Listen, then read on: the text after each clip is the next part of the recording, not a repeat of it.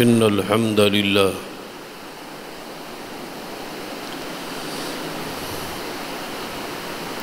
نحمده ونستعينه ونستغفره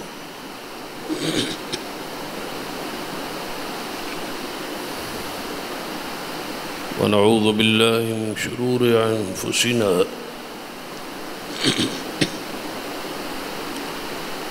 ومن سيئات أعمالنا من يهد الله فلا مضل له ومن يضلل فلا هادي له أشهد أن لا إله إلا الله وحده لا شريك له وأشهد أن محمدًا عبده ورسوله أما بعد فإن خير الحديث كتاب الله وخير الهدي هدي محمد صلى الله عليه وآله وسلم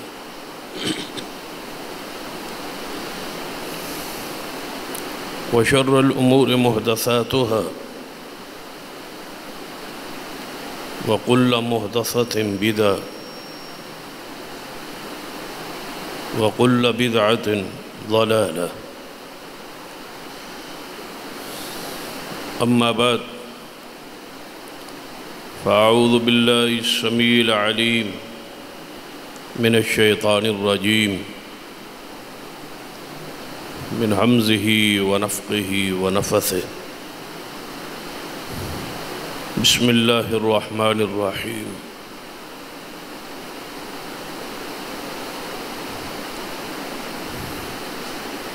فلا وربك لا يؤمنون حتى يحكموك فيما شجر بينهم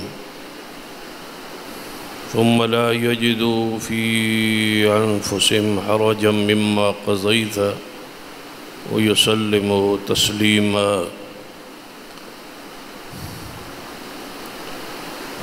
رب اشرح لي صدري ويسر لي عمري واحلل عقدة من لساني يفقه قولي رب زدني علما سبحان ربك رب العزة عما يصفون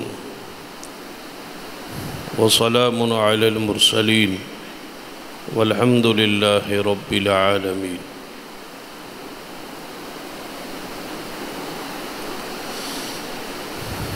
حضرات،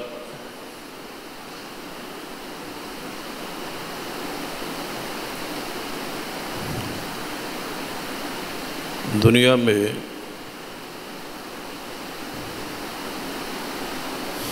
بہت سارے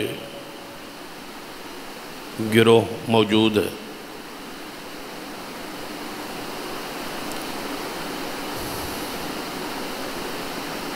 ہر گروہ کا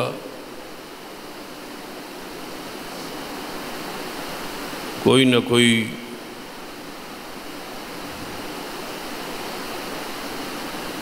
بنیادی وصف ہوتا ہے۔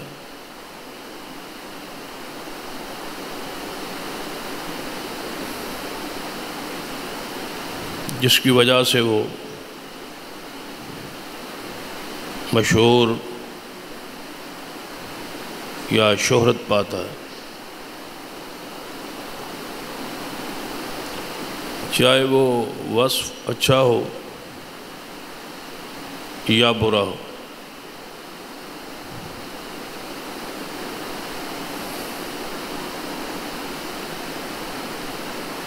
اسی طرح اہل الحدیث بھی ایک گروہ ہے۔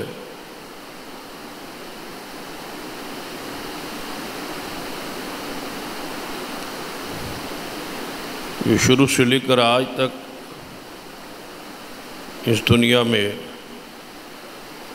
موجود ہے، موجود رہا ہے اور موجود رہے گا۔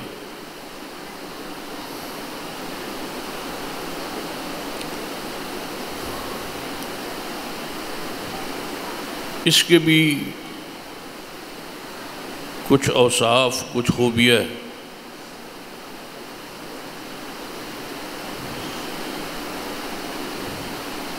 جو دوسرے گروہوں سے اسے ممتاز رکھتی ہے،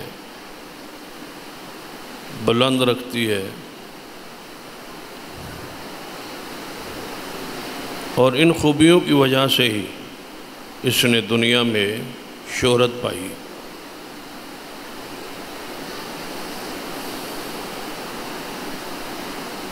اگر ان اوصاف کو کوئی شخص گننا چاہے، شمار کرنا چاہے، تو وہ بہت سارے اوصاف ہیں جن پر باقاعدہ علامہ خطیب بغدادی رحمۃ اللہ علیہ نے شرف اصحاب الحدیث پر اس عنوان پر پوری کتاب لکھی کہ آل الحدیث کا شرف، ان کے اوصاف، ان کی خوبیاں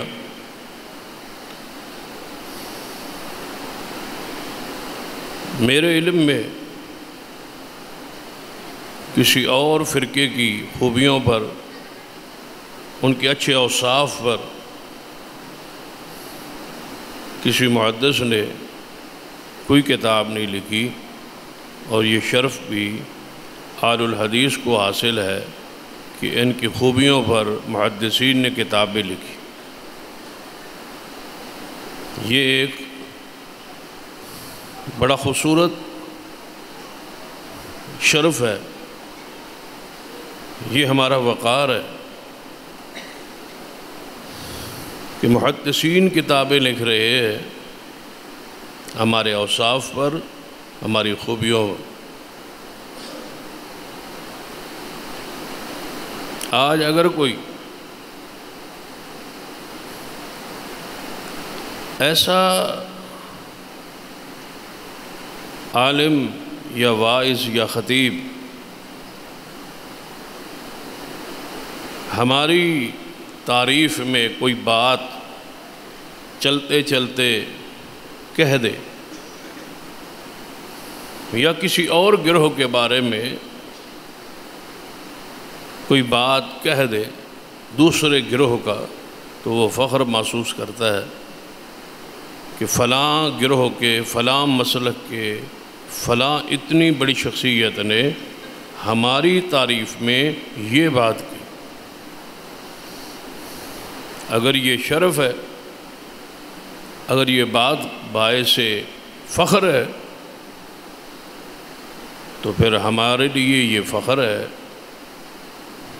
کہ محدثین نے جن کی ثقافت پر، عدالت پر، ایمان پر، ثقہ ہونے پر پوری دنیا کا اتفاق ہے، اجماع ہے، ان لوگوں نے ہمارے شرف پر کتابیں لکھی۔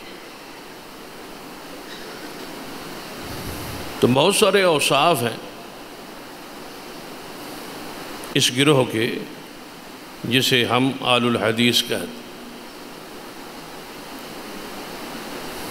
ان اوصاف میں سے صرف ایک وصف کا چند گزارشات کے ذریعے آپ کے سامنے رکھنا چاہوں گا، جس کے لیے آپ کی توجہ شرط ہے کہ وہ میری طرف رہے۔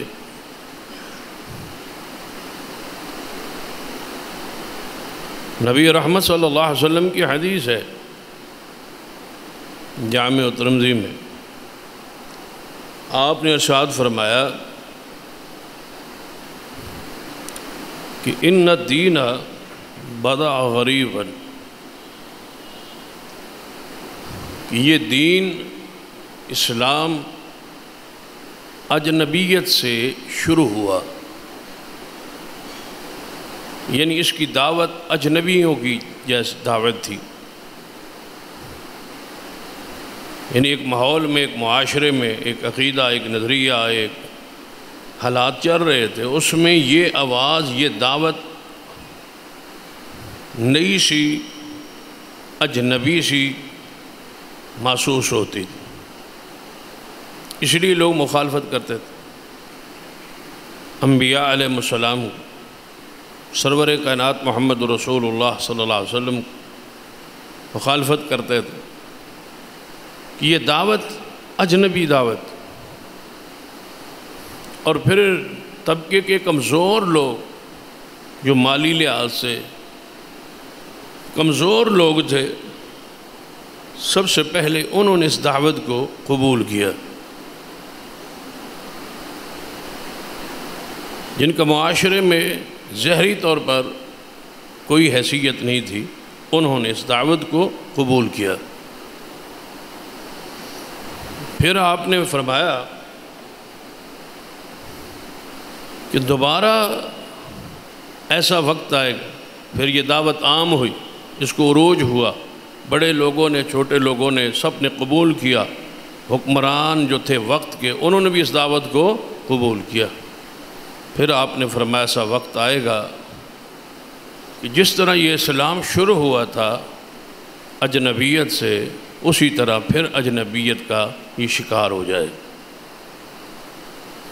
تھوڑے لوگ اس خالص دین پر قائم رہ جائیں گے، ان کی دعوت کو لوگ سن کے حیرانگی محسوس کریں گے اور نئی اور اجنبی دعوت کہیں گے، حالانکہ دعوت پرانی، دعوت منزل من اللہ ہے، کتاب و سنت میں محفوظ ہے، موجود ہے، آج کی نہیں ہے، نبی علیہ السلام کے سینہ اطہر پر نازل ہوئی ہے، لیکن وقت آئے گا کہ یہ پھر اجنبیت کی طرف چلا جائے۔ اس سے اگلی بات جو ہمارے لیے رسول رحمت صلی اللہ علیہ وسلم کی طرف سے خوشخبری ہے۔ تو خوشخبری سے کیا ہوتا ہے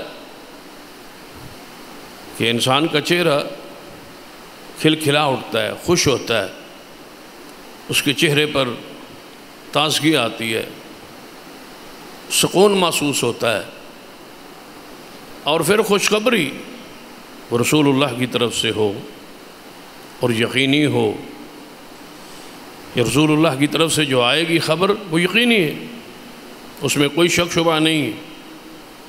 تو پھر نبی علیہ السلام نے وہ خوشخبری دی۔ پہلے فرمایا یہ اسلام اجنبیت سے شروع ہوا، اجنبیت کی طرف چلا جائے گا۔ پھر آپ نے فرمایا فَطُوبَى لِلْغُرَبَاء، حضور فرماتے ہیں مبارک ہے ان اجنبی لوگوں کے لیے، مبارک ہے۔ الفاظ جو حدیث کے ہوتے ہیں نا، ان پر ذرا آپ غور کیا کریں، اور نبی علیہ السلام کے وہ چونکہ الفاظ ہیں، اللہ کی طرف سے نازل ہوئے ہیں، حضور کے الفاظ ہیں، ویسے ہی بابرکت ہے، مبارک ہے۔ تو پھر معاشرے میں ہمیں کوئی خوشی نصیب ہو نا، تو کوئی بندہ ہمیں مبارک دے، تو پھر جو مبارک دیتا ہے خوشی کے موقع پر، اس کی حیثیت کو ہم لوگوں میں بیان کرتے کہ ہمیں اس خوشی پر مبارک فلاں فلاں فلاں نے دی۔ جتنا بڑا عہدہ ہو، جتنا بڑا منصب ہو، جتنا بڑا مقام ہو، جتنا بڑا بندہ ہو، اس کی مبارک کی وہ حیثیت وہی ہوتی ہے، اور ہم خوشی خوشی بتلاتے ہیں اس خوشی پر مجھے فلاں نے بھی مبارک دی۔ تو پھر یہ مبارک کون دے رہے ہیں؟ جن سے بڑا اللہ کی مخلوق میں کوئی نہیں، محمد صلی اللہ علیہ وسلم فرماتے ہیں فَطُوبَى لِلْغُرَبَاء، مبارک ہے ان اجنبی لوگوں کے لیے، اس اجنبی گروہ کے لیے، اس اجنبی بندوں کے لیے مبارک ہے۔ کس بات کی مبارک ہے؟ وہ کون ہیں جن کو حضور مبارک دے رہے؟ فرمایا مبارک ہے ان غرباء کے لیے۔ یا رسول اللہ وہ کون ہیں غرباء جن کو آپ مبارک دے رہے؟ آپ نے فرمایا میری امت کا وہ طبقہ، وہ گروہ جب میری سنت میں بگاڑ کہیں کہیں پیدا ہوگا تو وہ اس بگاڑ کو ختم کر کے خالص میری سنت لوگوں کے سامنے رکھے. یہ گروہ ہے. ذرا آپ بڑے انہماک سے اس بات کو سنیں، دل میں جگہ دیں، پھر سوچیں کہ یہ گروہ کون سا ہو سکتا ہے. اپنے ماحول میں دیکھیں، اپنے معاشرے میں دیکھیں، اپنے ملک میں دیکھیں کہ وہ گروہ کون سا ہے جو سنت میں بگاڑ کی اصلاح کر رہا ہے. سارے گروہوں کے عقائد پر، اعمال پر، نظریات پر آپ غور کریں گے تو یہ حدیث اہل الحدیث کے گروہ کے لیے سب سے بڑی حضور کی طرف سے مبارک اور خوشخبری کہ ہم ہر اس بگاڑ کی اصلاح کرتے ہیں جو دین میں پیدا کی جا رہی، چاہے وہ عقیدہ توحید میں ہے، چاہے وہ عقیدہ رسالت میں ہے، چاہے وہ اعمال میں ہے. جہاں جہاں بگاڑ ہے اس بگاڑ کی اصلاح کے لیے ہم کھڑے ہیں، موجود ہیں، اور رات دن مساجد، مدارس، وعظ، نصیحت، خطبات صرف اس لیے ہے کہ جو لوگ بگاڑ پیدا کر رہے ہیں اس کی اصلاح کیجیے. اور یہ مبارک کام ہے، اور اس پر محمد رسول اللہ صلی اللہ علیہ وسلم نے ہمیں مبارکباد دی ہے. اور یہ مبارکباد خاص وقت کے لیے نہیں ہے لیکن خاص گروہ کے لیے ہے. وقت محدود نہیں ہے کہ 1 صدی 2 صدی 3 صدی نہیں. یہ قیامت تک کے لیے آنے والے ایسے طبقے کے لیے حضور کی طرف سے مبارک ہے. اور ذرا ایک ذہن میں جو بات آئی ہے اس کی طرف توجہ کر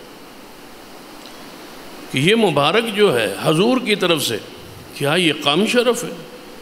یہ قیامت تک کے لیے گروہ خاص ہے، اس کی نشانی ہے، اس کی علامت ہے، اس کا کام ہے، اس کی یہ شہرت ہے کہ وہ گروہ جو میری سنت کو بگاڑ کے وقت جب لوگوں نے بگاڑا ہوگا وہ خالص سنت کو پیش کریں گے اور اس بگاڑ کو سنت سے نکالیں گے اور خالص میرا دین امت کے سامنے پیش کریں. یہ اتنا بڑا شرف ہے جس کو لوگ بالعموم کہتے ہیں سیدنا اویس قرنی رحمہ اللہ کی طرف سے، اور بڑے فخر سے انداز سے بیان کرتے ہیں کہ ان کی شان یہ ہے، مقام یہ ہے، عظمت یہ ہے کہ حضور نے فرمایا تھا کہ اویس قرنی جب کسی میرے صحابی کو ملے تو میرا صحابی اس کو میرا سلام کہے. یہ شرف ہے، یہ عزت ہے، عظمت ہے، اور اس کو بیان کیا جاتا ہے، قبول کیا جاتا ہے. شان اویس قرنی رحمہ اللہ میں بیان کیا جائے یہ وہ شخص ہے جسے حضور سلام دے گئے تھے، یہ وہ عظیم ہستی ہے جسے حضور سلام دے گئے تھے. اور وہ سلام کس نے پہنچایا تھا؟ سیدنا عمر رضی اللہ تعالیٰ. تو پھر جب حضور مبارک دے گئے ایسے گروہ کو جو فساد کے وقت، بگاڑ کے وقت خالص میری سنت پر عمل کریں گے اور سنت کو بگاڑ سے صاف کریں گے، بگاڑ ختم کریں گے، ایسے گروہ کو میں محمد مصطفیٰ کی طرف سے خوشخبری ہے فطوبہ. اب توبہ پر باس کر لیں. توبہ ہے کیا؟ ایک تو معنی یہ ہے کہ خوشخبری ہے، ایک معنی یہ ہے کہ اس کے لیے مبارک ہے، اور توبہ ایک جنت کے درجے کا نام بھی ہے قرآن پاک. تو اس کا معنی یہ بھی ہوگا کہ اس گروہ کے لیے جنت ہے، اس گروہ کے لیے خوشخبری ہے جنت کی. تو جو جنتی گروہ ہے کیا اس کا عقیدہ صحیح ہوگا تو جنت میں جائے گا، اعمال درست ہوں گے تو جنت میں جائے گا. اور جس کو حضور جنتی کہہ دیں اور خوشخبری دے دیں جنت کی تو پھر گارنٹی اور ضمانت اس سے بڑی تو اللہ کی زمین پہ نہیں ہو سکتی. تو ایسے گروہ کے لیے جنت کی بشارت ہے، خوشخبری ہے جو محمد مصطفیٰ صلی اللہ علیہ وسلم دے رہے. اور پھر دیکھیں ذرا اب اس حدیث کے آخری حصے کی طرف جاتے. یہ حدیث جس میں یہ خوشخبری ہے، یہ انعام ہے،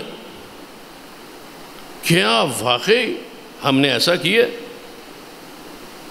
تو دیکھ لیں کہ ہمارے کچھ مسائل ایسے ہیں جن کی وجہ سے ہم بہت زیادہ مشہور ہیں اور معروف ہیں، اور وہ ہمارے مسائل امتیازی جو دوسرے گروہوں میں نہیں، ان سے ممتاز ہے، ان سے فرق ہے، انہیں ہمارے امتیازی مسائل کہا جاتا ہے. اور وہ جو امتیازی مسائل ہیں اس میں دلائل جو ہمارے پاس موجود ہیں، آج تک ہم ممتاز ہیں اور امتیازی حیثیت سے کھڑے ہیں، ان دلائل کو توڑا نہیں جا سکتا. یہ بہت بڑا شرف ہے کہ جو ہمارے امتیازی مسائل جو دوسروں سے ہمیں الگ کرتے ہیں، جو دوسروں اور ہمارے میں آپ کو فرق نظر آتا. ایک ہے کتابوں میں فرق، علماء کے ہاں فرق، وہ تو لا تعداد مسائل ہے. ایک ہے عوامی، جو عوام کو، آپ کو، مجھ کو نظر آتے ہیں کہ یہ مسائل ہمارے باقی فرقوں سے الگ ہے، جس سے ہم پہچانے جاتے ہیں، جو ہمارا شعار ہے، جو ہماری علامات ہیں، جس سے یہ دنیا یہ کہتی ہے کہ یہ مسئلہ ان کا ہے، یہ اہل الحدیث کرتے ہیں. تو ان مسائل میں ہمارے دلائل پہاڑ سے زیادہ وزنی، ان کو توڑا نہیں جا سکتا، مغلوب نہیں کیا جا سکتا. ٹیبل ٹاک پہ گفتگو میں کوئی مضبوط بات ہمارے مقابلے میں مخالف نے آج تک نہیں کر سکتا. کہیں ایسا نہیں ہوا کہ ہمیں کہیں شرمندگی ہوئی ہو اس مسئلے پر کسی ہمارے فرد کو، کہ جس بات پر ہمیں آپ نے لگایا تھا یہ بات تو ہم نے فلاں مجمع میں کی، فلاں بندے میں کی، فلاں محفل میں کی، ہم تو شرمندہ ہو گئے، ہمارے پاس تو کوئی بات ہی نہیں تھی، ہمارے پاس تو کوئی دلیل ہی نہیں تھی، انہوں نے ہمیں قرآن کی آیات دکھائیں، احادیث دکھائیں، ہمارے پاس تو کچھ نہیں تھا. ایسا کبھی نہیں ہوا. شرط یہ ہے کہ ان دلائل کو بیان کرنے والا جانتا ہو، پہچانتا ہو. یہ اتنے مضبوط ہیں. آئیے ذرا اس کی طرف توجہ کرتے. جب ظہر کا وقت ہوتا ہے، ذرا چند ان امتیازی مسائل کی طرف ذرا آپ نگاہ دوڑائیں جو ہمیں دنیا سے، لوگوں سے، محلے سے الگ اور ممتاز کر. ان میں سے ایک چیز یہ ہے کہ ہماری ظہر کی اذان پورے محلے میں، پورے ملک میں، محلے میں اس لیے کہتا ہوں تاکہ آپ توجہ کریں، آپ بات سمجھیں، سمجھانا تو آپ کو مقصود ہے. تو جب محلے میں ہماری ظہر کی اذان ہوتی ہے یا شہر میں ہماری ظہر کی اذان ہوتی ہے تو یہ سب سے پہلے ہوتی. جب ہماری اذان ہوتی ہے تو لوگ یہ کیا کہتے ہیں؟ اسی وقت لوگ کہتے ہیں یہ اذان اہل الحدیث کی ہے، یہ اذان وہابیوں کی ہو رہی ہے، یہ ہماری اذان نہیں ہے، یہ ہماری نہیں ہے، یہ اہل الحدیث کی ہے، ان کا ظہر کا وقت ہو گیا ہے، وہ اذان دے رہے. یہ خوبی ہے، یہ وصف ہے کہ گھر گھر میں آپ کی وہ اذان کا ذکر ہو رہا ہے، آپ کو ممتاز کا. جب ان کی اذانیں ساری شروع ہوتی ہیں کوئی بھی نہیں کہتا یہ اذان کس کی ہو رہی. ہماری ممتاز وہ اذان، وہ وقت کہ پورا محلہ بول اٹھتا ہے، پورا شہر ماحول یہ کہتا ہے کہ یہ اذان جو اس وقت ہو رہی ہے یہ کس کا وقت ہے؟ یہ اہل الحدیث کا وقت، جس نے ہمیں مشہور کیا ہے، جس نے ہمیں ممتاز کیا ہے کہ یہ بھائی وقت اہل حدیث کا ہے. اب اس وقت پر ہمارے پاس حدیث ہے، صحیح مسلم کہ سرور کائنات محمد رسول اللہ صلی اللہ علیہ وسلم فرمایا کہ جب سورج ڈھل جائے تو ظہر کا وقت شروع ہو جاتا. اب ظہر کا وقت شروع کب ہوتا ہے؟ جب سورج ڈھل جائے. یوں ہی سورج ڈھلتا ہے، دیوار سے سایہ گلی کی طرف تھوڑا سا زہر ہوتا ہے، سمجھو کہ سورج ڈھل گیا. آپ دیوار کے ساتھ آ رہے ہیں، اس کا سایہ جو ہے وہ دیوار سے تھوڑا سا 2-3 انچ جب گلی کی طرف بڑھا تو اس کا مطلب ہے کہ سورج ڈھل گیا اور آپ کا ظہر کا وقت ہو گیا. فوری اذان آئی، اور جو لوگ غصے میں ہوتے ہیں، تعصب میں ہوتے ہیں، متشدد ہوتے ہیں، وہ مذاق بھی اڑاتے ہیں. حجی دوپہر سی اذان شروع بھی ہو گئی. یعنی اجنبیت محسوس کرتے ہیں. اور بعض جگہوں پہ لوگ اس اذان کو اجنبیت کے انداز سے دیکھتے ہیں، جہاں کثرت نہ ہو، قلت ہو یا کام نیا نہ شروع ہو، اجنبیت محسوس ہوتی. یہ کہاں سے آ گئے؟ یہ کیا ہو گیا؟ یہ تو پہلی دفعہ دیکھا ہے، سنا ہے. اذان ہوتی تھی لیکن اتنے بجے، 1:30 بجے، 2 بجے اذان ہوتی تھی. یہ کون آ گیا جو 12:15، 12:15، 12:30 اذان دے رہے ہیں؟ یہ ہیں کون؟ یہ اجنبیت جو محسوس ہو رہی ہے، اس پر حضور نے آپ کو مبارک دی کہ اجنبیوں تمہیں مبارک، تمہاری دعوت کو اجنبیت کے انداز سے دیکھا جاتا ہے، تو مبارک ہے اس پر. اس پر تو خوشخبری ہے نبی علیہ الصلوۃ والسلام کی طرف سے. تو ذرا اب ظہر کا وقت شروع ہو گیا، اذان ہو. نماز ہم نے اول وقت میں پڑھنے کی کوشش کی، کیونکہ حضور نے فرمایا افضل ترین عمل یہ ہے کہ نماز کو اول وقت میں پڑھا جائے. اور یہ بھی حدیث ہے کہ میری امت کے کچھ بدعتی لوگ ایسے آئیں گے جو نمازوں کو لیٹ پڑھیں گے، تو یہ بدعتیوں کی علامات میں سے ہے نماز میں تاخیر کر. یہ الگ احادیث ہے. ہم نے اول وقت نماز پڑھی، اول وقت نماز پڑھ گئے. ہماری نماز ظہر کا وقت جاری رہا حتیٰ کہ سورج آگے بڑھا اور سایہ جو ہے وہ 1 مثل کو پہنچا. 1 مثل کسے کہتے ہیں؟ بڑی آسان سی بات ہے، سادہ سی بات ہے کہ 1 مثل یہ ہے کہ آپ کے قد لمبائی کے مطابق آپ کا سایہ ہو جائے. جتنے آپ ہیں اتنا سایہ ہو جائے، تو یہ ہے 1 مثل. 1 مثل جب آپ کا سایہ ہو جائے تو ظہر کا وقت ختم ہو اور عصر کا وقت شروع ہو گیا. جب ہماری عصر کی اذان آتی ہے، تقریباً ہم 3:45 یا 50-55 منٹ پہ 2-4-5 منٹ ٹھہر کے اذان دیتے، 4:15 جماعت ہو جاتی. اس وقت ہمارے نزدیک عصر کا وقت شروع ہو چکا، ظہر کا وقت ختم ہو چکا. اب جو نماز ظہر پڑھے گا وہ نماز اس کے اصل وقت پر نہیں ہوگی، وہ نماز اس طرح سمجھے کہ قضا ہو. اس کے بعد جو پڑھے گا قضا ہے، اصل وقت گزر گیا نماز کا. لیکن آپ کو پتہ ہے کہ اہل الحدیث کے علاوہ باقی جو ہمارے معاشرے میں جتنے بھی ملک میں گروہ ہیں، ان کے نزدیک ظہر کا وقت جاری ہے اس وقت تک جب تک سایہ 2 مثل نہ ہو جائے. 2 مثل کیا؟ کہ جتنا آپ کا قد ہے اس سے دگنا سایہ ہو. ہمارے نزدیک وہ زور کا وقت ہی نہیں، وہ نماز قضا ہے۔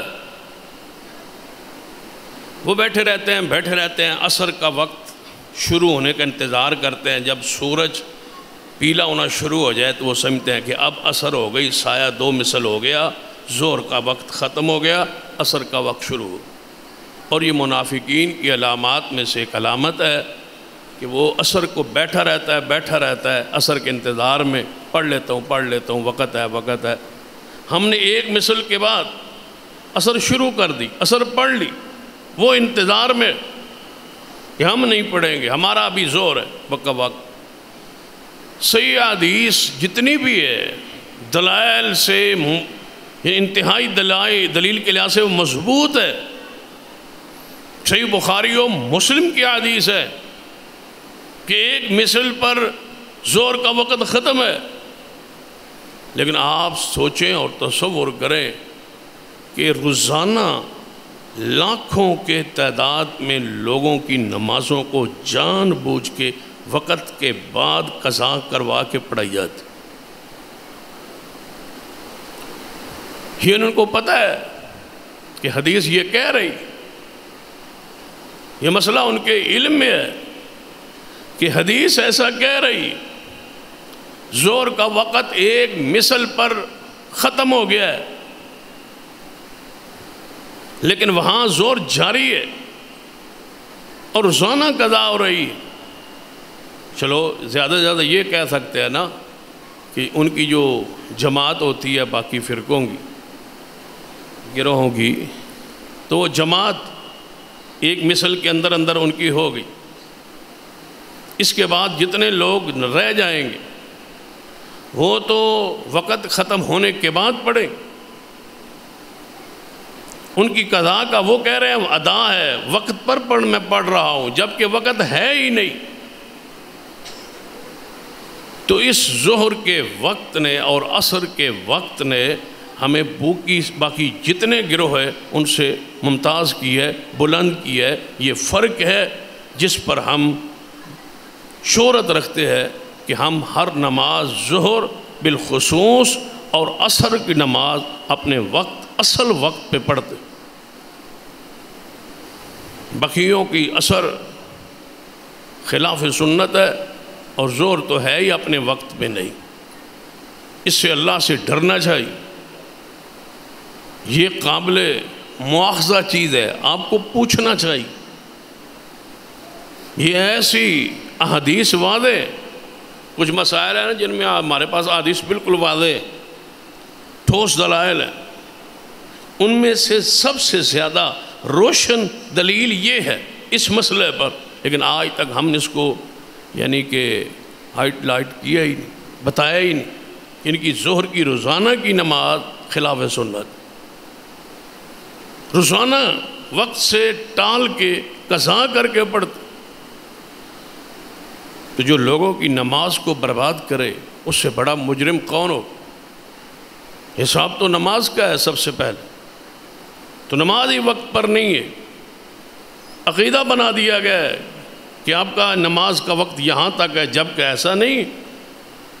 اسی طرح اور ایک انتہائی حساس مسئلہ ہے جو امتیازی مسائل میں سے ایک مسئلہ ہے، وضو کے حوالے سے ہم یہ کہتے ہیں احادیث کی روشنی میں سنن اربعہ میں یہ حدیث موجود ہے کہ نبی اکرم صلی اللہ علیہ وسلم نے فرمایا کہ اگر کوئی شخص وضو کے بعد اپنا ہاتھ اس کا شرمگاہ کو لگ جاتا ہے، چاہے وہ مرد ہے چاہے وہ عورت ہے، عورتیں بھی مرد کے ان احکام میں ان کے تحت ہیں جن کے بارے میں الگ کوئی ان کے لیے حکم نہیں ہے، وہ بھی ہر اس مسئلے میں مردوں کے ساتھ داخل ہے، شامل ہے، وہ شقائق الرجال ہے۔ شرمگاہ کو ہاتھ لگ جائے گا تو نماز وضو جو ہے وہ ختم ہو جائے۔ یہ ایک مسئلہ ہے، اور نماز کا جو کہ مسئلہ ہے اس پر نجات ہے، اس پر پاکیزگی ہے، اس پر طہارت۔ دوسری حدیث میں ہے کہ اگر آپ کا اپنا ہاتھ شرمگاہ کو اس حالت میں مس ہو گیا، لگ گیا کہ درمیان میں کوئی کپڑا حائل نہیں تھا، کوئی پردہ نہیں تھا، کوئی کپڑا نہیں تھا، یعنی ننگا حالت میں آپ کا ہاتھ شرمگاہ کو لگ گیا، مرد عورت کا، تو وضو ختم ہے، وضو ٹوٹ جائے۔ باقی مہربانوں کا نظریہ کیا ہے کہ اس طرح وضو نہیں ٹوٹتا۔ کیوں؟ اس لیے کہ سارا جسم جو ہے بندے کا اپنا ہے، اور وہ بھی جسم کی شرمگاہ جو ہے وہ بھی جسم کا حصہ ہی ہے، اگر اس کو ہاتھ لگ گیا ہے تو وضو کیوں ٹوٹے؟ مجھے سمجھ نہیں آتی کہ عقل کہاں ہے، وہ سارے قیاس کہاں ہیں، وہ ساری چیزیں کہاں ہیں جو ایک ایک مسئلے پر قیاس اور بڑے بڑے مسائل نکالتے تھے، ایک ایک مسئلے سے 500 مسئلے نکالتے تھے، ہمارے بزرگوں نے یہ کیا، ہمارے بزرگوں نے یہ کیا۔ بزرگوں سے یہی سمجھ آئی ہے کہ یہ جسم کا حصہ ہی ہے، بس اس کے کوئی احکام نہیں ہے، اس کے کوئی مسائل نہیں۔ کہاں ہیں وہ ساری چیزیں؟ بزرگ سوچ سوچ کے بیٹھے رہے کہ اس مسئلے سے یہ ہے، اس مسئلے سے یہ ہے۔ وہ آپ پیچیدگیوں پہ غور کریں تو بڑے آپ حیران ہوں گے، یعنی پیچیدگی پہ آئیں نا تو آپ حیران ہوں گے کہ اتنے پیچیدہ مسائل جو ہے وہ بھی لکھے ہیں۔ یعنی بندہ سجدے سے رکعت سے اوپر اٹھے دوسری رکعت کے لیے، تو بعض دفعہ آپ دیکھتے ہیں کہ بندہ جب اٹھتا ہے نا تو اس کا کپڑا جو ہے، قمیض جو ہے وہ صحیح نہیں ہوتی، وہ پیچھے دیکھیں تو وہ پھنسی ہوتی ہے، بندہ پھر اپنی قمیض کو ٹھیک کرتا ہے۔ یعنی بزرگوں نے اس پھنسنے کا بھی ذکر کیا کہ وہ ضرور ٹھیک کرے۔ ضرور ٹھیک کیوں کرے؟ ہو سکتا ہے پیچھے بندہ کھڑا ہو اور اس بندے کی خیالات برے نہ ہو جائیں۔ یعنی اتنی پیچیدگی تک گئے بزرگ، جس کا ذکر ہی خطبے میں کرنا مشکل ہے۔ پیچیدگی گئی ہے تو یہاں تک، گہرائی ہوئی ہے تو یہاں تک، باریکی ہوئی ہے تو یہاں تک، اور یہاں بڑا موٹا سا مسئلہ ہے کہ ہر شرمگاہ کو لگ جائے تو ہم کہتے ہیں وضو ٹوٹ جاتا، بس وہ کہتے نہیں ٹوٹتا، جسم کا حصہ ہے، جسم کا ٹکڑا ہے۔ بھائی ٹکڑوں میں فرق ہے، وہ شرم کا ہے، وہ حیا والی ایک جگہ ہے، اس کے احکام ہے شرعی، کیسے کہ آپ کہہ سکتے۔ لیکن ہمیں علمی ماحول میں اس مسئلے نے پوری امت کے گروہوں میں سے ممتاز رکھا ہے کہ طہارت اور پاکیزگی اور غیرت اور انتہائی حیا والا اگر مسلک اور منہج ہے تو وہ اہل الحدیث کا ہے، جو ایک ایک مسئلے پر حدیث رسول پیش کرتے۔ نبی علیہ السلام کی حدیث ہے، جب حدیث آ گئی ہے تو بات ختم ہو گئی۔ اس میں کون سا کوئی ایسی بات ہے جو قابل اطلاع؟ ہمارا مسئلہ ہے کہ نبی علیہ السلام سے سوال کیا گیا، اس کا تعلق بھی وضو کے ساتھ، کہ یا رسول اللہ صلی اللہ علیہ وسلم، بندہ بکرے کا گوشت کھا لیتا ہے، گوشت کھا لینے کے بعد کیا وضو ہے؟ وضو کرنے کے بعد بندے نے بکری کا گوشت کھایا تو کیا وضو کرنا ہے؟ وضو ٹوٹ جائے گا؟ حضور نے فرمایا نہیں ٹوٹے گا، دوبارہ کرنا چاہو تمہاری مرضی، اگر نہ کرنا چاہو تو وضو تمہارا قائم ہے۔ پھر پوچھا گیا یا رسول اللہ صلی اللہ علیہ وسلم، اگر اونٹ کا گوشت کھا لیں تو کیا یہی حکم ہے؟ آپ نے فرمایا نہیں، وضو کرو۔ اب ہم نے کیا کہا اس حدیث کی روشنی میں کہ اونٹ کا گوشت کھانے سے وضو ٹوٹ جاتا، وضو قائم نہیں رہتا، اور جس چیز کا مرضی کھا لے گوشت، بھینس کا، کٹھے کا، جناب بچھڑے کا، بکرے کا، دمبے کا، جتنے بھی حلال ہیں گوشت، جو بھی ہمارے لیے جائز ہیں، حلال ہیں، اللہ نے کیے، اللہ اور اس کے رسول نے بیان کیے، ان کا گوشت کھانے سے وضو نہیں ٹوٹتا، لیکن اونٹ کا گوشت کھانے سے وضو ٹوٹ جاتا۔ اب اس کی علت کیا ہے، اس کی وجہ کیا ہے، اس پہ یہ لڑتے ہیں ہمارے ساتھ، اس کی وجہ کیا ہے، اس کی علت کیا ہے؟ وہ کہتے ہیں بس نہیں وضو نہیں ٹوٹتا، گائے کا کھائیں تب بھی نہیں ٹوٹتا، بکری کا کھائیں تب بھی نہیں ٹوٹتا، اونٹ کا کھائیں تب بھی نہیں ٹوٹتا، ہم کہتے ہیں ٹوٹ جاتا۔ وہ کہتے ہیں دلیل کیا ہے، ہم کہتے ہیں رسول اللہ صلی اللہ علیہ وسلم کی حدیث ہے، کہتے ہیں حدیث تو ہے لیکن وجہ کیا ہے، کیوں ٹوٹتا ہے، کون سی الگ خاصیت ہے اونٹ میں کہ وہ کھانے سے وضو ٹوٹ جاتا ہے؟ ہم نے کہا یہ مسئلہ ہم سے پوچھا جائے گا یا رسول اللہ سے پوچھنا تھا آپ؟ ہم مسئول تو نہیں ہے نا، ہم تو غلام ہیں، ہم تو پابند ہیں، کس کے؟ محمد مصطفیٰ صلی اللہ علیہ وسلم۔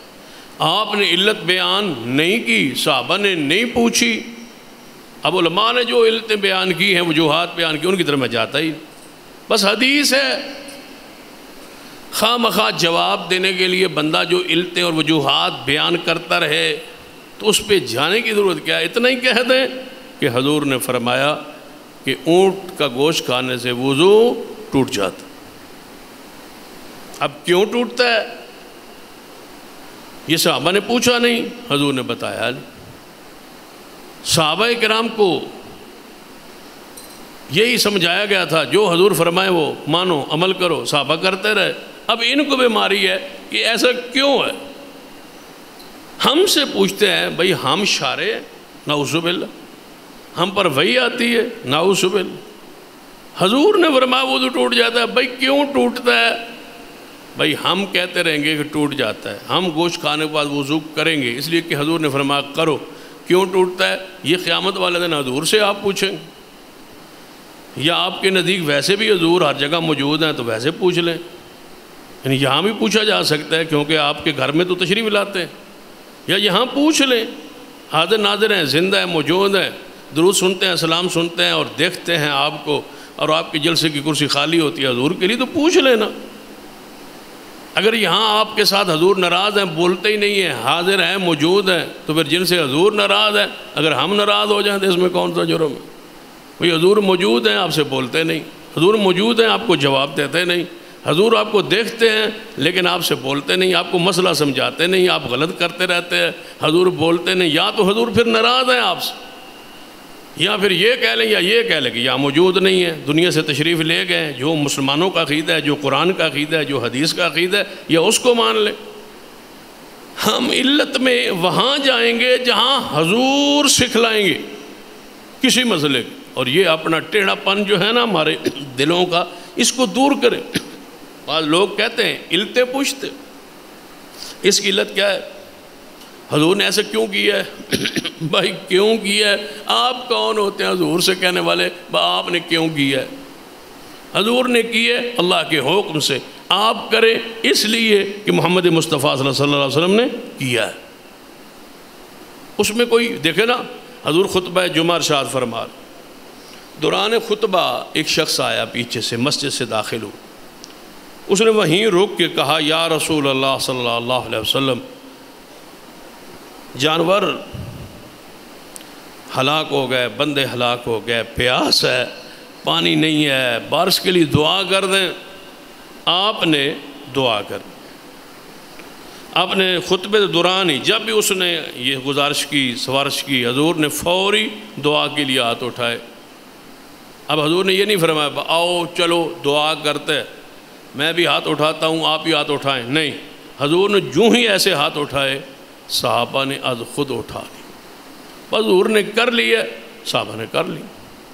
حضور نماز پڑھا رہے تھے، بڑی مشہور حدیث ہے وہ بخاری کی، جوتے میں مبارک میں، تو فرشتہ آ گیا یا رسول اللہ یہ جوتا اتار دیں، آپ نے اتار دیا۔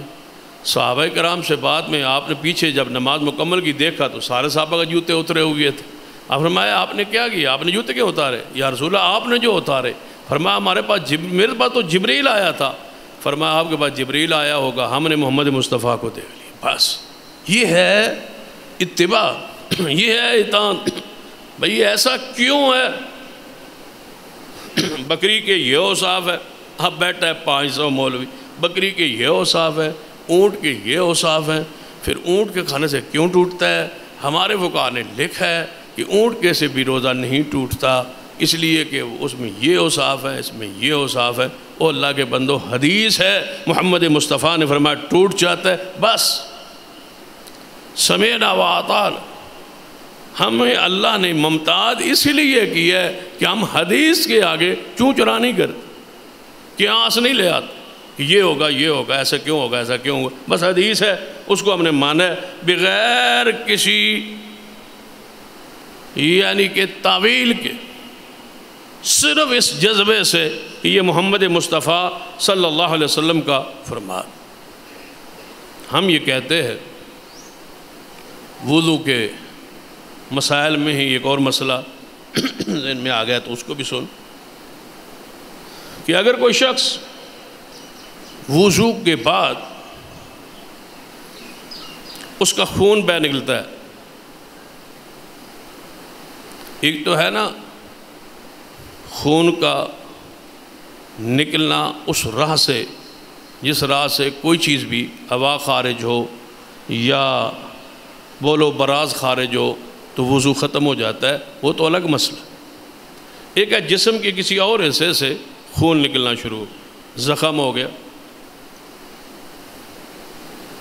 کوئی دانہ تھا وہاں سے وہ خون نکل گیا، تیر لگ گیا خون نکل گیا، یا ویسے کسی نے زخم کر دیا خون نکل گیا، تو خون نکل جانے سے وضو نہیں ٹوٹتا۔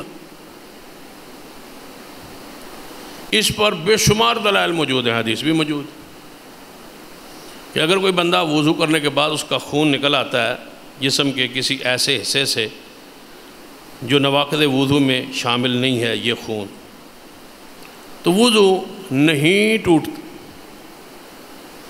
بزرگ یہ فرماتے ہیں کہ نہیں، وضو خون اگر نکل کے وہیں کھڑا رہے تو وضو نہیں ٹوٹتا، اگر نیچے بہنا شروع ہو جائے تو ٹوٹ جاتا ہے۔ وضو خون نکل کے وہیں کھڑا رہے، اب اسی پہ غور کر لیں، خون نکل کے وہیں کھڑا ہو جائے تو وضو نہیں ٹوٹے گا، اگر بہہ نکلے تو وضو ٹوٹ جائے۔ ہم کہتے ہیں کھڑا رہے تب بھی نہیں ٹوٹتا، اور اگر بہہ نکلے تو تب بھی نہیں ٹوٹتا۔ اس پر بے شمار دلائل موجود۔ امام احمد بن حنبل رحمۃ اللہ علیہ خون کے کوڑے کھا کے فوارے نکل رہے ہوتے اور نماز پڑھ رہے ہوتے۔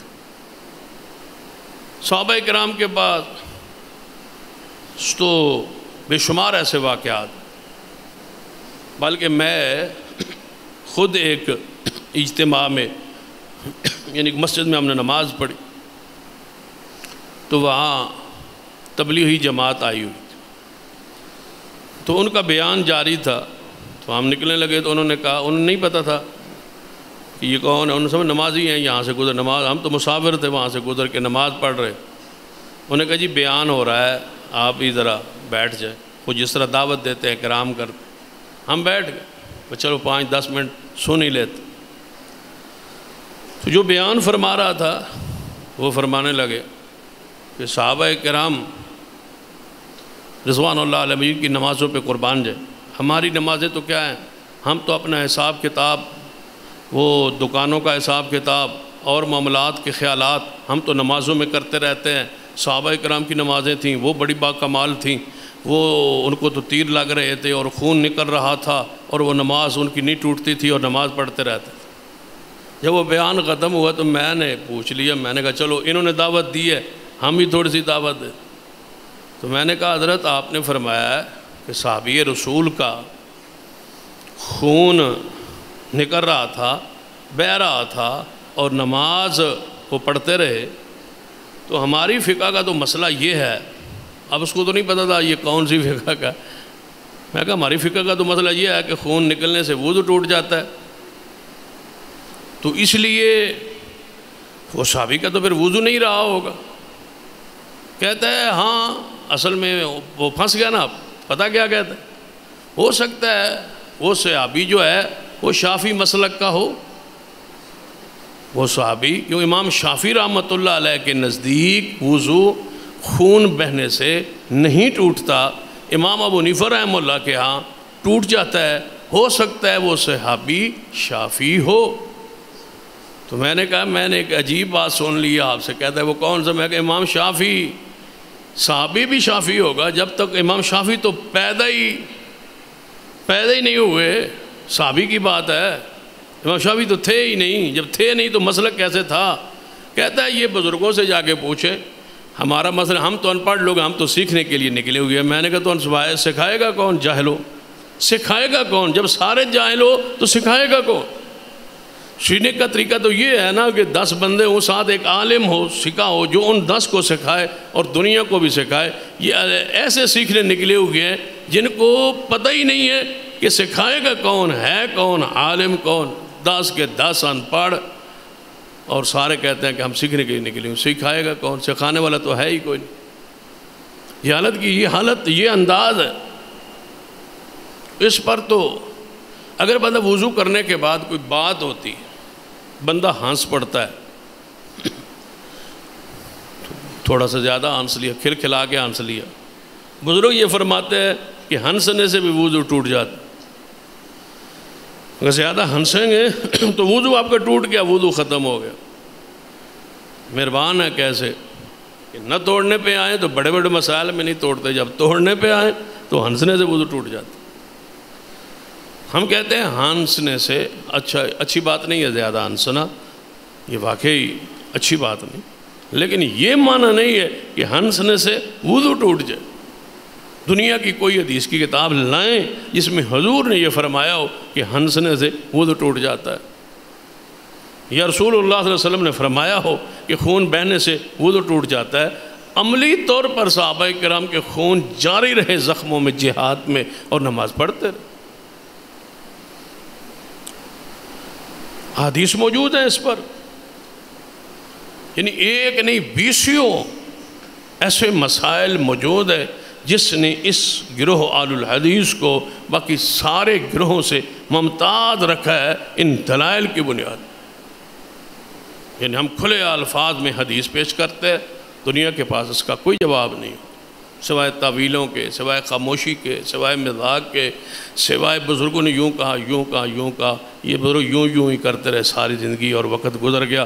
لوگ اب یہ یوں نہیں مانتے، دلیل مانگتے، کتاب اللہ کیا کہتی، محمد مصطفیٰ صلی اللہ علیہ وسلم کی سنت کیا کہتی۔ جس مسئلے نے ہمیں ممتاز کیا ہے، کیونکہ موضوع آج کا گفتگو کا کیا ہے، جن مسائل نے اس آل الحدیث گروہ کو باقی گروہوں سے ممتاز کیا ہے، امتیازی مسائل جو دوسرے فرقوں کے پاس دلائل انتہائی کمزور ہے۔ کسی نے مذاکرات میں، گفتگو میں، مباحثے میں دلائل جس کو دلیل کہا جاتا ہے وہ نہیں بیان کی، ممتاز۔ اس پر کئی مسائل کا میں نے ذکر کیا، تھوڑا سا آگے بڑھتے۔ ایک مسئلہ ہمارا معروف مشہور سورۃ الفاتحہ کا، جس نے ہمیں دیگر گروہوں سے ممتاز رکھا ہے کہ ہماری نماز جو ہے اس میں فاتحہ کا پڑھنا فرض، واجب ہے، ضروری۔ وہ نماز کوئی ہو اور نمازی کوئی ہو، مطلقاً بات، کوئی نمازی ہو اور کوئی نماز ہو، فاتحہ فرض، ہر رکعت میں فرض۔ نماز کوئی کا معنی کیا ہے کہ جس چیز کو نماز کہا جاتا ہے اس کے لیے فاتحہ کا ہونا ضروری، یا اگر اس طرح کہیں تو پھر بھی مبالغہ نہیں ہوگا کہ کسی چیز، جس چیز کے ساتھ نماز کو نماز کہا جاتا ہے، نماز کو عربی میں کیا کہتے ہیں؟ صلاۃ، جس وجہ سے اس کو صلاۃ کہا جاتا ہے وہ فاتحہ۔ اگر اس میں فاتحہ نہیں ہے تو وہ صلاۃ نہیں۔ صلاۃ کا لفظ نماز کے لیے بولے ہی اس وقت جائے گا جب اس میں فاتحہ ہو. وہ جنازہ ہے، وہ عید ہے، وہ جمعہ ہے، وہ ظہر عصر مغرب عشاء و فجر ہے، وہ تہجد ہے، وہ چاند گرہن سورج گرہن کی نماز ہے، وہ عید الفطر عید الاضحیٰ کی نماز ہے، وہ کوئی نماز ہے. نماز کو نماز کہتے ہی اس فاتحہ کی وجہ سے ہے کیونکہ اس کا نام سورۃ الصلاۃ ہے، وہ سورت جو نماز والی. امام ہو یا اب نمازی کوئی ہو، پہلی بات کیا تھی کہ نماز کوئی ہو، اب دوسری بات کہ نمازی کوئی ہو، امام ہو مقتدی ہو، نماز سری ہو جاری ہو، کوئی ہو، نمازی کوئی ہو، مرد ہو عورت ہو. نماز کس کے ساتھ؟ فاتحہ کے ساتھ. لا صلاۃ، میرے اس جملے پر کہ صلاۃ کہتے ہی فاتحہ کی وجہ سے، لا صلاۃ، وہ صلاۃ ہی نہیں. یعنی اس پہ حضرت توجہ کریں آپ. جو پوائنٹ میں آپ کو سمجھانا چاہتا ہوں یا آپ کے سامنے رکھنا چاہتا ہوں، لا صلاۃ، اس کو صلاۃ ہی نہیں کہتے، نہیں ہے وہ صلاۃ، اس کو صلاۃ نہیں کہا جاتا. لمن لم یقرأ بفاتحۃ الکتاب، جب تک سورۃ فاتحہ نہ پڑھے اس چیز کو نماز نہیں کہا جاتا. نماز بنتی ہی فاتحہ کے ساتھ. یعنی جو چیز جس کے ساتھ بنتی ہے وہ ہی نہ ہو. مسجد کس کے ساتھ بنتی ہے؟ نماز کے ساتھ. یا نماز ہوگی تو یہ مسجد ہے، نماز اگر یہ بند کر دیا جائے تو مسجد کا حکم تو ختم. عمارت کا نام تو نہیں ہے نا، یہ عمارت نہ ہو، چھپر ہو، لیکن اذان ہو نماز ہو تو وہ بھی کیا ہے؟ مسجد. تو نماز بنتی ہی فاتحہ کے ساتھ. لا صلاۃ لمن لم یقرأ الا بفاتحۃ الکتاب. دوسری حدیث ہے لا صلاۃ لمن لم یقرأ بفاتحۃ الکتاب خلف الامام، جو امام کے پیچھے فاتحہ نہ پڑھے اس کی نماز نہیں ہو. یہ کہتے ہیں کہ نہیں ایسا نہیں، فاتحہ ضروری نہیں. کوئی بھی قرآن کی آیات 3 کہیں سے بھی پڑھ لی جائے تو نماز ہو جاتی. یہ جو آپ سنتے ہیں نا وہ مسئلہ نہیں ہے. ہم یہ سنتے ہیں نا کہ امام مقتدی فاتحہ نہ پڑھے امام پڑھے، وہ یہ کہتے ہیں، وہ یہ نہیں کہتے. وہ صرف یہ مرعوب ہو کے کہتے ہیں، دلائل سے پریشان ہو کے کہتے ہیں، دلائل سے. فاتحہ پڑھتے ہیں، ایک ہوتا ہے پڑھنا، ایک ہوتا ہے پڑھنے کا عقیدہ ہونا. پڑھتے ہیں وہ ان کا امام فاتحہ، لیکن ساتھ عقیدہ یہ ہے کہ فاتحہ اگر امام بالفرض نہ پڑھ سکے، نہ پڑھے، قرآن سے کہیں 2-3 آیات پڑھ دے، نماز ہو جائے. وہ کہتے ہیں قرات فرض ہے، فاتحہ فرض نہیں. امام پر صرف قرات فرض ہے، کہیں سے کر دے. فاتحہ کر لے تو ٹھیک ہے، بہتر ہے، اولا افضل ہے، فاتحہ کر لیتے ہیں. اگر ہم اس کی مزاحمت نہ کرتے، یہ بات بھی لکھ لیں، اگر ہم فاتحہ پر زور نہ دیتے، فاتحہ پر اصرار نہ کرتے، فاتحہ کے بغیر نماز نہیں اس کے دلائل نہ دیتے، فاتحہ پر کتابیں نہ لکھتے، فاتحہ پر اشتہارات نہ چھاپتے، فاتحہ خلف الامام پر تقاریر نہ کرتے، ہماری طرف سے اتنا رد عمل نہ ہوتا تو ان کے ائمہ نے بھی فاتحہ چھوڑ دینی تھی، کیونکہ ان کا مسلک نہیں ہے فاتحہ پڑھنے کی ضروری کا. پوچھ لے. اور ہم نے باضابطہ اس مسئلے میں پوچھا ہے، اور اس مسئلے میں کئی واقعات رونما ہوئے. ہمارے ضلع کے اندر ہی ایک بندے نے اٹھا وہ دوسری رکعت کے لیے، مغرب کی نماز تھی، وہ اٹھا دوسری رکعت کے لیے، اس نے پڑھ دیا انا اعطیناک الکوثر، فاتحہ بھول گیا، رکوع میں چلا گیا. پیچھے بھی سارے ایسے ہی لم یبج کھڑے تھے، کسی نے نہیں بتایا بھائی امام کیا کر رہا ہے۔ اب سلام پھیرا تو لوگوں نے کہا آپ نے تو فاتحہ نہیں پڑھی۔ اس نے کہا آپ مجھے بتلاتے، میں بھول گیا۔ انہوں نے کہا دوبارہ نماز پڑھائیں۔ اس نے کہا نہیں، نماز ہو گئی، پڑھنی چاہیے تھی لیکن نہیں پڑھ سکا، نماز ہو گئی۔ اس نے کہا تو آپ آج تک امام ایسا کیا نہیں ہے، وہ بندے حیران تو ہوئے۔ فتویٰ آیا سرگودا کے مفتیوں کے پاس، سب نے کہا نماز ہو گئی ہے، اس لیے کہ فاتحہ پڑھنا ضروری نہیں، قرأت قرآن ضروری ہے۔ جب انا اعطیناک الکوثر پڑھی گئی تو نماز ہو گئی۔ مطلقاً فاتحہ نہیں ہے، ہم کہتے ہیں مطلقاً فاتحہ فرض ہے، مستثنیٰ ہے، فاتحہ صرف نماز میں فرض ہے، اس سے آگے استحباب ہے، اجر ہے، ثواب ہے۔ قرآن پاک امام پڑھے گا، آپ سنیں گے، فاتحہ نہیں پڑھیں گے نماز نہیں ہو، نماز ناقص ہے، ناقص ہے، ناقص ہے جس میں فاتحہ نہ ہو، یہ حضور کا فرمان۔ حدیث کے راوی سیدنا ابو ہریرہ ہیں، حدیث صحیح مسلم میں ہے۔ پھر راوی نے پوچھا انا نکون وراء الامام، اے ابو ہریرہ رضی اللہ تعالیٰ عنہ، آپ فرما رہے ہیں کہ نماز فاتحہ کے بعد نماز ناقص ہے، ذاتی طور پر ناقص۔ خداج کے الفاظ ہے، فی خداج، فی خداج، وہ نماز ناقص ہے، ناقص ہے، ناقص۔ اور خداج کسے کہا جاتا ہے؟ اس پر بھی علماء نے لکھا ہے کہ خداج کہتے ہیں اس بچے، اونٹنی کے اس بچے کو جو قبل از وقت پیدا ہو کے مر جائے، یعنی اونٹنی حاملہ تھی، 4-5 مہینوں بعد وہ بچہ اس نے پھینک دیا اور وہ مر گیا۔ اب وہ بچہ کسی کام کا نہیں، نہ گوشت کھانے کا کام، نہ جلد اس کی کام، نہ اس کا چمڑا کام، نہ کوئی شے اس کی کام۔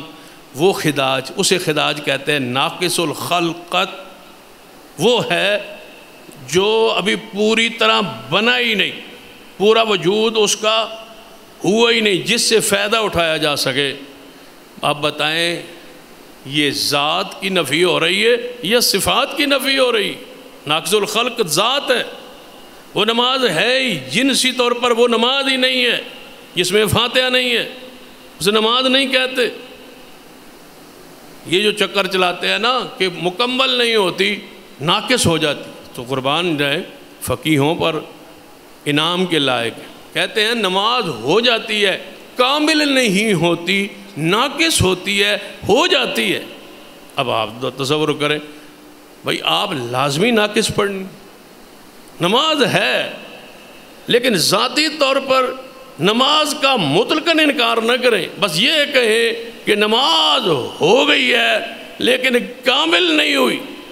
یہ نفی لا جو ہے جنس کے لیے نہیں ہے، نفی کمال کے لیے ہے۔ میں کہتا ہوں لا کی وضاحت جب حضور نے خداج کے ساتھ کر دی تو ذات کی نفی کی ہے،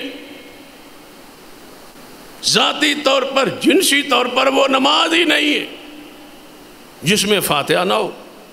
ایسے دلائل دیکھیں، پھر وہ عجیب عجیب کہانیاں سنائیں گے۔ جو امام قرآن جو پڑھ رہا ہے تو پھر پیچھے نہیں نہ پڑھنا چاہیے۔ تو میں نے کہا اگر قرآن پڑھنے کا مسئلہ ہے تو آپ زور میں تو فاتحہ پھر پڑھے نا، زور میں تو امام قرات نہیں کرتا۔ وہ کون سی آیت ہے، وہ کون سی حدیث ہے جس سے تم زور میں بھی فاتحہ نہیں پڑھتے، عصر میں بھی فاتحہ نہیں پڑھتے، مغرب کی آخری رکعت میں، عشاء کی آخری 2 رکعات میں؟ لیکن کوئی جواب نہیں۔ اور پھر جب آئیں مطلب نماز میں شامل ہوئے، اللہ اکبر کا امام آگے قرآن پڑھ رہا ہے، اب ان سے پوچھو کہ کیا کرنا ہے، کیا کرنا ہے؟ ہمارا بندہ تو آئے گا، امام آگے نماز پڑھ رہا ہے، قرآن اونچی پڑھ رہا ہے، ہم پیچھے آ کے کیا پڑھیں گے؟ تکبیر تحریمہ کہہ کے فاتحہ شروع کر دیں، ڈائریکٹ فاتحہ شروع کر دیں گے، کیونکہ امام قرآن پڑھ رہا ہے۔ جب قرآن پڑھ رہا ہو صرف فاتحہ پڑھنی ہے، فاتحہ ہم سکتے میں پڑھ لیں گے، فاتحہ ہم آہستہ دل میں پڑھ لیں گے، قرات بھی سنتے رہیں گے، فاتحہ پڑھتے رہیں گے۔ حدیث ہے، آپ نے فرمایا جب میں اونچی قرآن پڑھتا ہوں میرے پیچھے فاتحہ پڑھ لیا کرو، حضور نے خود فرمایا۔ اب ان کا جو مقتدی ہے وہ آئے گا، وہ کیا کرے گا؟ وہ اللہ اکبر کہہ گے، اب کیا فرمائیں جی، کیا کرے؟ آپ اور ہم یہ سمجھتے ہیں کہ وہ چپ کر کے نہیں کھڑے ہوتے. اگر کوئی چپ کر کے کھڑا ہوتا ہے تو شاید اپنے مسلک اور مذہب سے واقف نہ ہو. وہ کہتے ہیں جو سبحانک اللہم ہے نا، اس کو ایک ایک لفظ کر کے آہستہ آہستہ پیچھے پڑھ لے، یہ ضروری ہے. سبحانک اللہم، جس کے بارے میں کوئی حدیث نہیں ہے کہ اس کے بغیر نماز نہیں ہوتی. فضیلت ہے، درجہ ہے، حضور نے پڑھی ہے، لیکن کب؟ قرات سے پہلے. لیکن یہ کہیں گے یہ پڑھ لے، آہستہ آہستہ آہستہ پڑھ لے، لیکن فاتحہ نہ پڑھے. کیوں؟ فاتحہ پڑھنے سے منہ میں آگ پڑے گی. سبحانک اللہم پڑھن نال منہ وچ کھنڈ پیندی، اور فاتحہ پڑھنے سے منہ میں آگ.